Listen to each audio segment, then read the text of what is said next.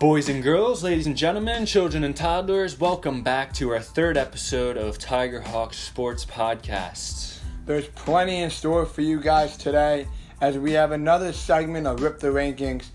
We have tons of Chiefs news coming at you. We have the recent news around the NFL, a dark horse MVP, and the recent changes in the preseason, all coming at you next. Continuing with the Rip the Rankings from last week, this week we're going to move on to the running backs, and I have fantasy football counselor Noah CBS again. Why don't we just jump right into it? Who's your number one? So my number one I have is Barkley. CBS is McCaffrey, and I'm going to rip him here. I think McCaffrey the top running back. I just don't think he's the number one. You think it's Saquon Barkley, the unique talent he brings to the NFL and the Giants in total. He's coming back with vengeance from last year to have a better season. I think Barkley is a solid number one here, no doubt in my mind. See, I like Barkley at one, but I also like Elliott at one. And Barkley was at one on Fantasy Football Counselor, Elliott at two on that list. I'm going to flip-flop those just because Elliott is in a stacked offense. And when you have as many receivers as the Cowboys do, you can't stack the box. So, to me, Elliott's going to have one of the best seasons in the NFL. And his best season yet. And he's going to be in the MVP conversation. I think he's going to win Offensive Player of the Year. And I'm going to put Barkley at two because he's just a unique talent and a generational talent. You can't have him out of the top three at this point. If he's healthy, he's one or two to me. So moving on, I like those picks there, but CBS Elliott is top two.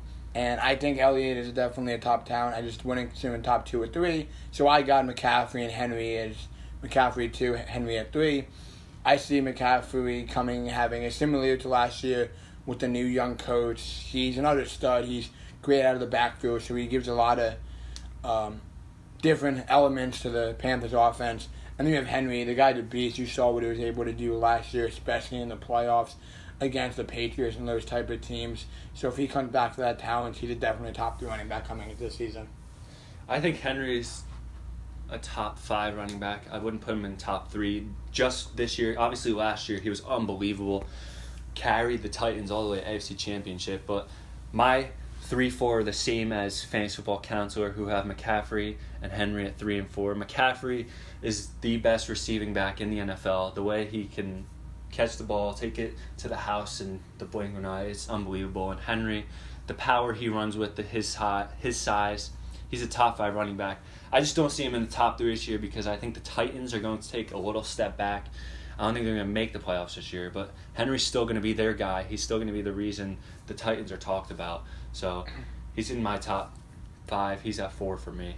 And moving on to my number 4, I had Henry at 3 from before. They had Henry at 4 for CBS, but I'm putting Elliott at 4. I think Elliott is definitely, as my partner Chris says, definitely going to have a big year this year with the weapons they have, and Elliott is a solid number 4 for me there. So I'll move on to number 5 as well. Hold on, before you say your number 5, I think it's just funny how people like to argue that Elliott only can run because of the Cowboys' offensive line. Number one, Cowboys don't even have one of the best offensive lines in the NFL anymore. They have a good one. It's not one of the best, and how do you lower Elliott in the rankings if he has a better offensive line? I don't understand how people make that argument. If he had a better offensive line, wouldn't that make him better? Wouldn't they move him up in the rankings? I see that completely. Someone came out and said Elliott was ranked at number 11, and that's just embarrassing to me. He's definitely a top running back. I just think there's other running backs that are there that are ahead of him with the type of talent that he's surrounded with. He's definitely going to be a top running back. He very well may be even higher than number 4 and may hit the number 1 mark, but I see him at number 4 as right now going into the season. But a big guy that I think that people are going to sleep on this year, and I have him up there in CBS. I don't know how they thought about this one, but they had Nick Chubb. And I think he's going to be a stud this year coming into the season with that new head coach and the new offense that they're going to bring in. I think Chubb is going to be a solid number 5 right here and very possibility of helping the Browns make this playoffs. The Fantasy Football Counselor has Josh Jacobs at 5 and Leonard Fournette at 6. Both of those guys are good running backs. Neither of those guys are good enough to be near number 5 or 6. I have Alvin Kamara at number 5, and he was good his rookie year. Very good for where he was drafted. And then he took kind of a step back because of the expectations he had coming into last year. He had a good year last year. He was kind of banged up a little bit, so he didn't get the ball as much, and they had Latavius Murray taking some carries. But I have him at number 5, and to me, the most underrated offensive player in the NFL in Joe Mixon. He's had 1,000 yards every single year he's been in the league, and he's on the Cincinnati Bengals, which makes him overlooked. Because when you're as bad as the Bengals are and you're as good as Joe Mixon is, you're not going to get the same attention. And I think he deserves that attention because he is a good running back. He's a superstar running back. And he's going to be a top 10 running back this year. He's going to be the 6th best running back this year on my list. And Fantasy Football Counselor has Joe Mixon all the way down at 10. And to me, he's better than all the guys they have above him. So, I mean, I agree with that. I mean, you go to my list now, and I have Kamara and Mixon at 6 and 7. CBS had Mixon and Carson at 6 and 7. I see Mixon being up there, but I don't see Carson. I don't see how they put Carson up there with everyone that they have and the talent that at running back that the Seahawks may have and the different people they have. Like, you don't know what Carson's going to do. I mean, he could be good, but he's definitely not a top 10, especially 7. But I have Kamara at 6. I think he's going to have a big bounce back year. He had an okay year last year, but just the idea of the Saints making this push to the Super Bowl and the playoffs, they need Kamara to be a big guy in the backfield, and he can definitely do that. At number 6, I have him. And then 7, you have Joe Mixon, who, in my opinion, I think he's going to have another breakout year with a better and younger QB to help him. And I guess you can say more weapons they were able to bring in. He's definitely going to have a better year than he did previous. So I've got him at number 7 this coming season. My number 7 is Josh Jacobs because of the year he had last year. He had a good rookie season, and I think if he stays healthy and he gets the right amount of touches, that he can be a top 10 running back. And Fantasy Football Counselor has David Johnson at 7 and Kamara at 8. As you already know, I put Kamara at 5, so my number 8 is going to be Aaron Jones. And Aaron Jones led the league in touchdowns last year. And, yeah, a lot of those were inside the 5, and you would think it's easy to get in the end zone from there. But he's still a top 10 running back. He's going to get a lot of touches because the Packers don't really have all those weapons. And they have another guy to split carries with Jones, but Jones is still going to get the bulk of the carries, especially near the goal line where he did last year. So when it comes to a fantasy perspective, Jones is a top 10 running back. I don't see Fantasy Football Counselor's list working out because I don't like David Johnson in the top 10 at all, and I don't think Kamara is high enough. So my 7-8 is a little bit different from theirs. And so, I mean, I'll move right on to my 8 and my 9 here. I mean, I have another sleeper at 8, and CBS Sports yet again hit on the mark here. A low-end top 10 guy, I think it's Leonard Fournette. I mean, a lot of the people, and I'll get shit for it, and I'll take it. But if you think about what Fournette does, I mean, this guy's a beast. Like, yeah, he's been hurt, but when you're on that field, like, he's another Henry. He can run through people. He's a big part of that offense. I mean, he gets 30 touches a game, possibly maybe more, something like around that. And that's insane for a running back coming out there. And with a non-solid QB, you see Fournette coming in. And even with trade talks, I mean, if you get traded to another team, the team's not going to trade for running back that caliber not to make him your star on your team.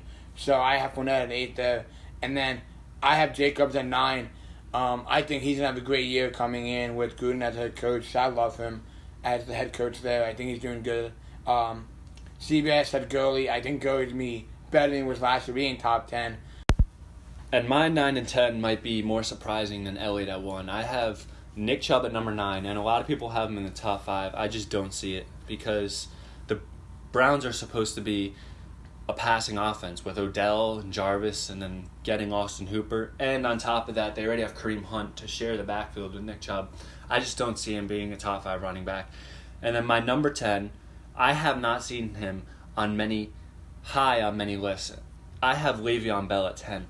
How can you put a guy that was Offensive Player of the Year, went to all these Pro Bowls. Yeah, he sat out last year, and he had a bit of a rough year last year. That has nothing to do with this year. He's still an elite running back. He's going to be a top 5 running back, top 10 running back. Because he is the Jets' offense. So, to me, Le'Veon Bell is top 10. And Fantasy Football Counselor had Gurley at 9 and Mixon at 10. Mixon, I already put higher. Gurley, I don't see him being top 10. The knee scares me a little bit. And the new Atlanta offense with Julio Jones and Ridley, I'm just not sure. So, I was hesitant to put... He is a good running back. I'm just hesitant to put him in the top 10. I agree with that. I mean, I think Bell is definitely a big guy there, and I didn't think about that, but that's a smart move. I see it coming there. But I'll go with my 10. And my 10, they have Cook at CBS. And, I mean, you don't know if Cook's even going to play this year. I mean, there's a contract talk. If he's sitting out, he's not playing.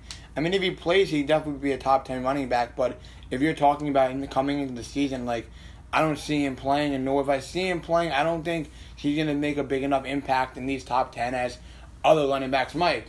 And I'm going to go off with my point that Chris said here and put a guy in the top 10 that people don't think about that often. And Aaron Jones, I mean, this guy, you think about him, he comes into Green Bay, and he's going to give a new element to Aaron Rodgers. Like, last year, there was definitely a big element for him there, but now coming in with a second year there, he's just going to do a ton more for Aaron Rodgers in the offense than what he could do last year.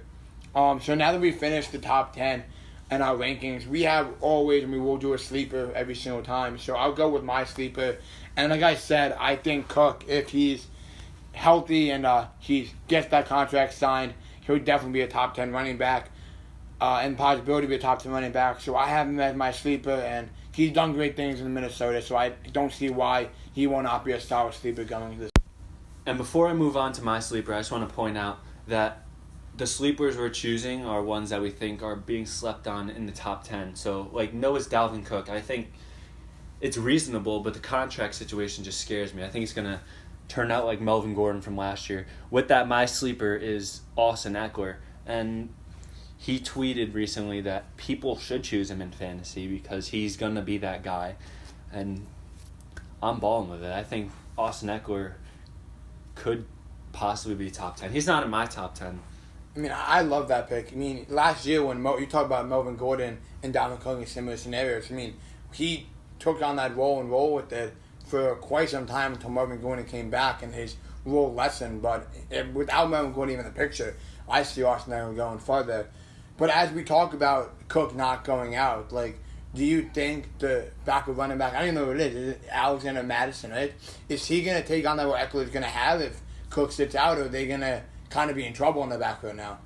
I mean, Madison did it a couple times when Cook was, towards the end of the year when Cook was in and out because of his injury. So I think he can. I don't think he's at the talent level that Austin Eckler is, because Eckler can run the ball and receive. So I think he's capable, but I don't know if he's at the same level of Austin Eckler. I don't really know much about Madison, to be honest. I think he can come in as a fill-in role, but no one's going to replace Cook there, so that's why I have as my sleeper. So that concludes the Rip the Rankings, and we're going to move on to our new topic, and this is the big topic here. I mean, in the news recently, you have so much Chiefs news. So we'll get right into it here with Chris Jones and the Chiefs. So he signed his franchise tag here, and he came out and openly said, like, he's not playing unless he gets a contract deal. And the question is, are the Chiefs going to give Chris Jones that deal? Are they going to just keep him on that tag, and maybe he's going to request a trade? Maybe he's not going to play. I mean, I see Jones as a big part of their defense, so to me, not signing him to that long-term deal is going to be a loss for the Chiefs here. But, I mean, it's anyone's game now. I mean, the Chiefs have to make their decision and make their mind up here. I think he's a huge part of the Chiefs, and I think he's the whole very big reason that they went to the Super Bowl. And you saw the way he played in the Super Bowl. He's basically the reason they won at the end. And without Chris Jones, that defense is a little questionable. They were questionable to begin. They started off the year a little slow, and then they picked it up at the end, which is why they made it all the way. And you take Chris Jones, you lose that defensive line element that they tried to build with D Ford over there. So I think Chris Jones is worth the money. You had no problems paying Mahomes. Why not Chris Jones. So moving on, since we're talking about the Chiefs, might as well talk about Mahomes. Unbelievable. Absolutely unbelievable. 10 years. $503 million? Like, come on now. Like, I would do anything to make $503 million to play sports. Let alone football, the game I fucking love. So you like that contract? I love the contract with Mahomes. I don't know if I love the contract for the Chiefs. I think Mahomes deserves a big contract, but if you think about the Chiefs giving a guy 10 years, I mean, that's saying a lot. That's saying that you trust this guy to be healthy on the field for 10 years. Because you got to pay this guy when he's hurt. See, I'm the complete opposite of you because I understand your point about staying on the field, but like that's with anyone. You take a risk signing a player. Oh, 100% agree with that. I mean, and to finish the point, like, I mean, he's your QB now for 10 years. So you're set in stone with this guy. So, like, he's got to be the real deal. And I think he is, but 10 years is a long time. So, like, it's a long-term commitment for the Chiefs to be making here. I think it's the complete opposite again. I think the deal was better for the Chiefs than it was for Mahomes. Because if it works out, they got Mahomes as their quarterback for 10-plus years now. And if you look at the breakdown of the specifics of the contract, they have Tyreek Hill already under a contract. He's already one of the highest paid receivers. They just drafted their running back in Edwards-Helaire. If they get Chris Jones under contract, their team is very young and it's very scary what they're building over there in Kansas City. But for the Mahomes aspect, I don't know. I kind of agree with Dak in a sense because 10 years is a long time. He's stuck with that contract. If he keeps winning Super Bowls, he can't go back to free agency. The free agent market is going to be totally different 4 or 5 years from now. People are going to be getting more money. And talking about Dak, who's still not under contract, I don't know if he saw that contract and ended up being pissed off because he doesn't have one, or he's jumping for joy because now the Cowboys have to match that offer. Because the Cowboys have no one to blame but themselves. They knew Dak wanted a contract year and a half ago, whatever it was. And they better figure it out over there because time's running out. There's another guy sitting waiting for a contract in Deshaun Watson. So they better get the contract situation figured out over there in Dallas real soon. I totally agree with that. I mean, you have Dak who, when he came in, you drafted him not planning on having to be a starter that year he played, and he came in the rookie season. He had an unbelievable rookie season and continues to put numbers up out there. So if the Cowboys are truly in on Dak and they're like the Mahomes are truly in on the Chiefs, I mean, you got to do a deal with Dak no matter what it is at this point. I mean, Dak's going to want the money Mahomes got. I mean, it's just a competition here. Like, as much as players play for the team, they play for the money too a little bit. So they're going to want some of that money, and it's going to be a big part here. And before we move on to our next segment about the preseason, still we're talking about players and talking about deals, Raheem Mostert of the 49ers recently requested a trade from the 49ers. And I thought it was very interesting because Mostert was the reason that the 49ers made that run in the playoffs. And he had, 200 yards, something like that, 4 touchdowns in one. Like, that's a record. In more than one game. Yeah, that's a record. I mean, you think of a player like that coming into your team, no matter if you have Tevin Coleman or Jarek McKinney in your backfield, I mean, Mostert had helped you go to the playoff and Super Bowl. Like, to me, making him feel like he's not on the team and not trying to give him a contract when he helped you that much, that's just stupid. That's basically saying the guy that has helped you think is going to be awful and you want to get rid of him. I mean, that's up to them, though. If they do trade him somewhere else, it'd be interesting to see where they trade him to. But what happens to the 49ers after? Because if you have Tevin Coleman still, and Jarek McKinney. I don't know if they still have Jarek McKinney. I believe they do. If Tevin Coleman is the number one guy there behind that offensive line, it's golden. And if there is a vacancy in the 49ers running back, it'd be interesting because Kyle Shanahan, who came from the Falcons, still has a guy that was recently on the Falcons still sitting out there waiting for a job, and Devontae Freeman. And he's a good running back, so to put him in the 49ers offense could be interesting too. I don't know if you see that happening, but it's a possibility. I mean, I see it, but at the same time, like, you think of what one running back could do for your team, and you get rid of him like that and not try to give him a contract. But if they got Devontae Freeman, you also pair him up with Tevin Coleman again. Oh, it's been agreed. And there's a lot of possibilities you can go with it. There's a lot of different opinions people are going to throw out of getting rid of running back and adding another running back to a similar system that Shanahan already ran. But we're going to move on from those contracts and the trades and all those topics. And we're going to move on to something important that has really been affected the NFL recently, and that's the preseason. I mean, first you had a cut in half to 2 games being played. Now it's completely being cut off. So, like, the preseason was a really big time for these young guys to try to prove themselves and earn a roster spot. So, like, to me, like, I feel like that's a big loss for of these teams to not really get their only talent. Now they're relying on the training camps and the one-on-ones and the interleague scrimmages and the squads they have. So it's definitely going to be hard to make those cuts for a team. So, Chris, what do you got on that topic? I think you hit it right on the money. I mean, the preseason, getting rid of it completely, 2 games was a little... It worked because you got to see the guys at least. Now, getting rid of it completely, you have those guys that are fighting for a starting job.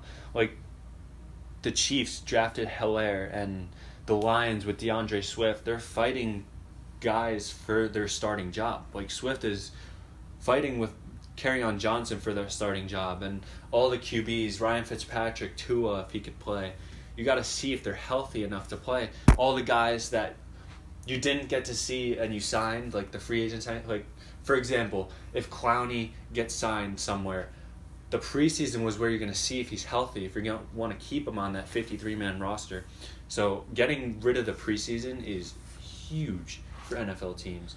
And it's going to be 10 times more interesting to see how good those coaches and GMs are to make the cuts that they need to see if you cut the right guys, because you don't want to be that team that cuts the wrong guy.